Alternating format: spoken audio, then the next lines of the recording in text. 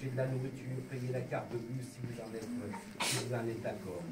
Alors, moi, comment dire, je remercie ma maman aussi qui est là, c'est une grande surprise, ma maman.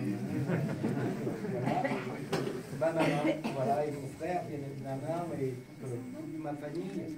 S'il y a, comment dire, un message que je voudrais transmettre aux jeunes, c'est une citation de Che Guevara, dans une dernière lettre qu'il avait adressée à ses enfants. Non pas que je veux me comparer à Che Guevara, loin de là, mais il disait soyez, et cette phrase depuis ma jeunesse, ça remonte au siècle dernier, je la véhiculais souvent dans les tracts. Il disait à ses enfants, soyez capables de ressentir au plus profond de votre cœur n'importe quelle injustice commise envers n'importe qui, où que ce soit dans le monde. C'est la plus belle qualité d'un révolutionnaire. Cette phrase, je veux dire, elle rassemble bien des combats, mais elle contribue aussi à ouvrir les yeux sur toutes les injustices et effectivement de ne pas baisser la garde. Alors, pour terminer, moi je veux dire, je suis plein de défauts, Jean-Michel, un copain, un camarade m'avait dit aussi, Pierre, moi je veux te dire quelque chose, il m'avait dit, qu'on dit sur toi. Je dis, qu'est-ce que j'ai fait comme connerie encore? Non mais c'est vrai, et il était le visage assez fermé. Il m'avait dit, tu sais ce qu'on dit? On dit que tu es le maire des pauvres. Et bien c'était le plus beau compliment qu'on a pu faire. Parce que, comment dire, toute mon activité, mon mandat, mes permanences, que ce soit le samedi, le dimanche et tout ça, c'était pour, comment dire, prendre en compte toute cette souffrance, je veux dire, de gens qui n'arrivent pas à joindre les deux bouts, malades souvent. C'est vrai que mon métier d'assistant social m'a conduit aussi à accompagner ces familles. Mais j'ai tenu avec le maire de Douce parce que pour moi, que ce soit la maladie par exemple, elle n'a pas de couleur. Et donc ce qui compte aujourd'hui, c'est effectivement de tendre la main dans un pays où la peste brune veille, et donc veille plus que ça même, mais de tendre la main et de renvoyer l'image de ce que nous sommes, c'est-à-dire celle d'une France hospitalière et généreuse.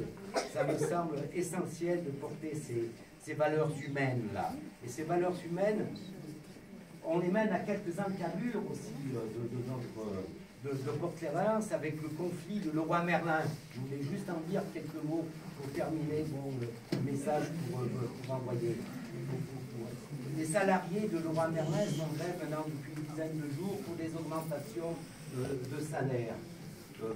J'y vais tous les jours, accompagné d'autres. Le jour c'était le couscous qu'on a apporté. Avant-hier, on a mis la soupe chaude, tout ça. Ce sont des gestes qui font chaud au cœur et qui aident à tenir. Et je vous invite à le faire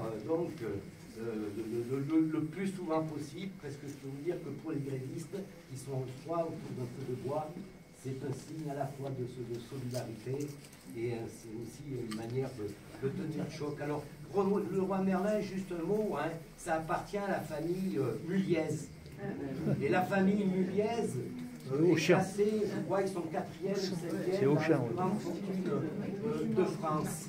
Ils sont propriétaires notamment de Leroy Merlin, mais aussi de Boulanger, d'Auchan et tout ça. Leroy Merlin, en France, c'est 24 000 salariés. C'est un délégué de la CGT qui m'a envoyé ça il y a quelques jours. C'est 24 000 salariés.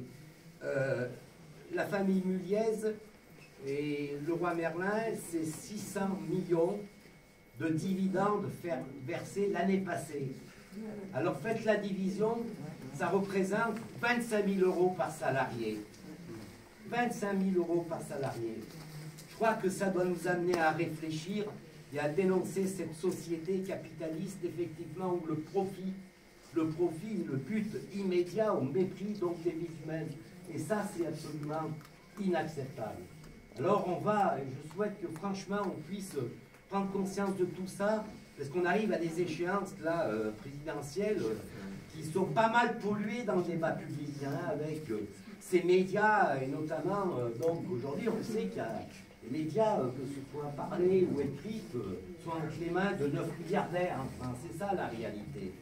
Et bien, ne pas se laisser embuer ou anesthésier le cerveau, mais prendre conscience que tout le monde, ensemble, on puisse créer les conditions d'un rapport de force et d'une alternative, parce que d'autres politiques sont possibles avec le partage des richesses.